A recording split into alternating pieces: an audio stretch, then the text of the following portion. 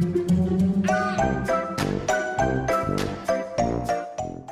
guys, Sandy here. Welcome back to the channel. Today I am playing with these fun glitter glazes in Scarlet, Emerald, and Fallen Snow. And then I also have this ornament die set from Brutus Monroe. A couple pictures of my husband at last Christmas. So let's see what I can do. All right, guys, so I am going to start out this project by going ahead and using this gorgeous, gorgeous glitter glaze to make some glitter stock as bases for my ornaments over here that I have on the left of the screen.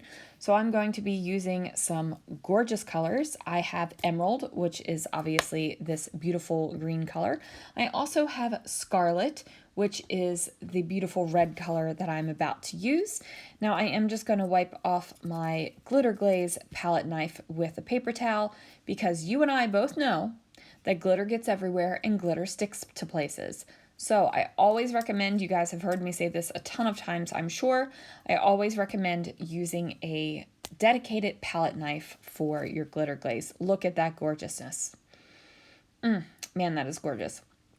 Then after I do the red, I'm also going to lay down some Fallen Snow glitter glaze, and that is just the most beautiful, shimmering gorgeousness that you've ever seen in your life.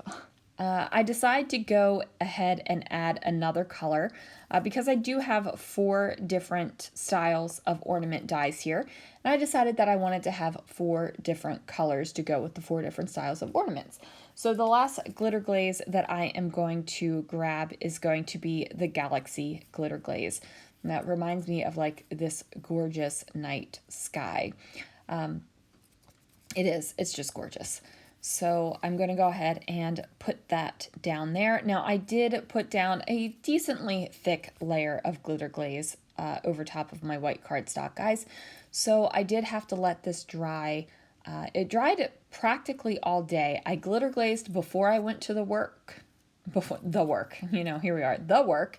I glitter glazed before I went to work, and then I came home that night and finished the layout. Now, a lot of the times I like to go ahead and work over top of my wet mix media, but for this technique where I'm going to be cutting out the dies with this glitter glaze, it definitely needed to be dry. So I'm just giving you a beautiful view of all of the glitter glazes dry on the papers, and then I run them through my die cut machine.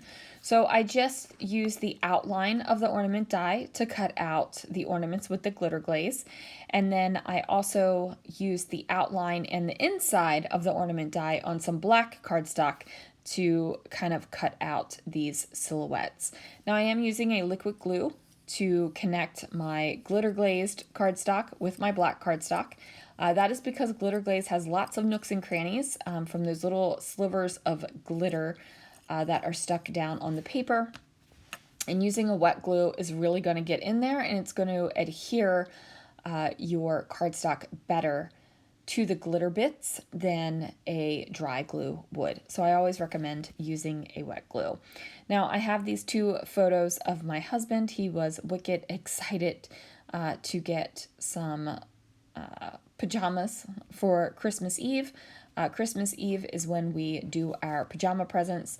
It always was pajamas for the kids for a Christmas Eve present. Not always. When we started doing pajamas for the kids as Christmas Eve presents, we just kept going with that tradition, and then we kind of added on ourselves to that tradition now as well instead of some other present. So I'm using some glitter stock. Now when I made this video and pulled links, the glitter stock that was available was the Prism glitter stock, and that is that silvery glitter stock that you see over on the left. I'm going to go ahead and use some foam to pop up my photos.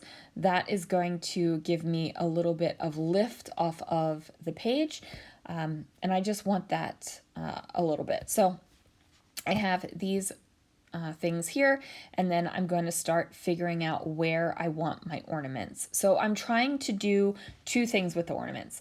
I don't want the same cardstock silhouette ornament next to each other, and I don't want the same color next to each other. So I am trying to figure that out.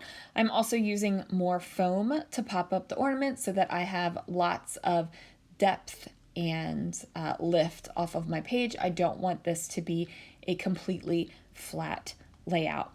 Now, I have had questions in the past about, hey, like this doesn't make sense. You're going to put it in a page protector anyway and put it in your album. Yes, I am.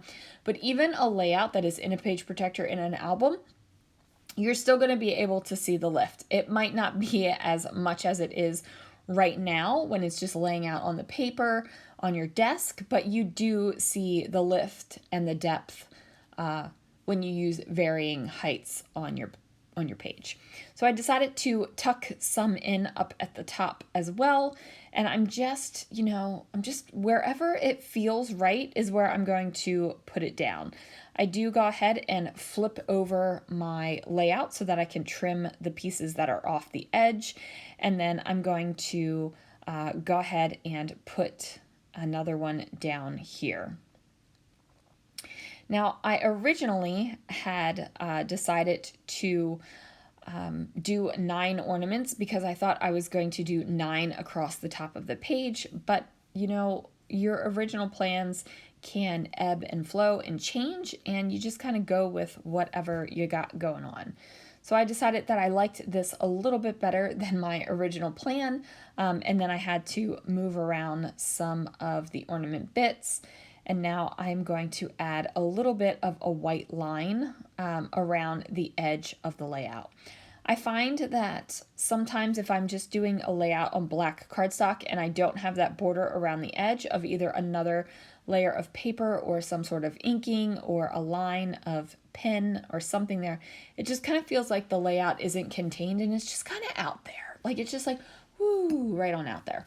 And I don't want that. I want this to definitely feel contained. Now I went ahead and got the stamp set that had ornaments on it as well. I'm trying to remember the name of it exactly. I know I do have it right around here somewhere. Home for the holidays? No place like home. No place like holidays. Knew I was going to get it right. And then I was going to try to use my stamp positioner tool to put that down, just in case I didn't get it completely stamped down the first time. But then I realized, whoops, I have all of these different layers on top of the layout, so it's kind of hard for that positioner to do it. So I am just going to use the Alabaster Ink from Brutus Monroe and just really try to make sure that I have enough ink on it and get it done in one press. So I do add a couple of these ornaments around the page, and I really feel like this definitely adds to the layout and does a little bit of a finishing touch that it didn't have before. So I just have them in varying places along the layout, and then I'm also going to use some of the word stamps as well.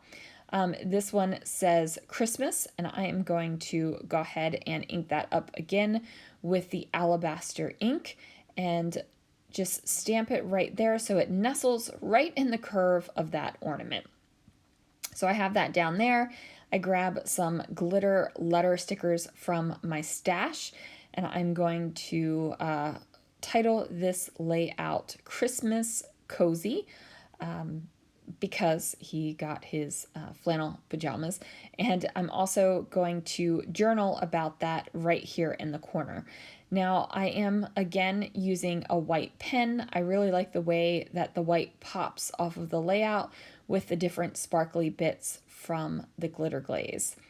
Now, this glitter glaze makes me so happy.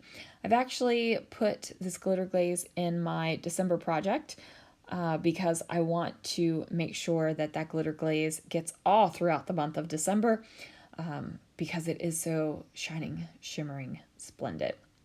I'm just going to add Christmas Eve and the date up at the top. And then that is going to do it for this layout, you guys. Thank you so much for joining me. Here's a couple of close-ups.